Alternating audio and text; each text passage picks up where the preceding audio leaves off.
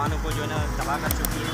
अगर पूरी कौम इस तरह साथ दे तो इंशाअल्लाह ताला मस्जिद का खात्मा हो जाएगा। जी यूसुफ, मोराल कैसा है आपका?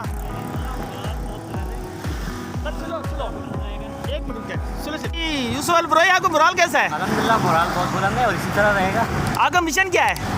हमारा मिशन इंशाअल्लाह पीस और टूरिज़्म बढ़ाना मुल्क में और मंशियात को ख़त्म करना। अच्छा, मंशियात के लिए आप निकल रहे हैं माशाल्लाह से, तो आपको सपोर्ट कितनी है? अल्हम्दुलिल्लाह कराची की आवाम बाहर निकली है, जाग रही है और पूरे मुल्क सपोर्ट है। साइकिलिंग एसोसिएशन की और दोस्तों की अल्हम्दुलिल्लाह भरपूर सपोर्ट है।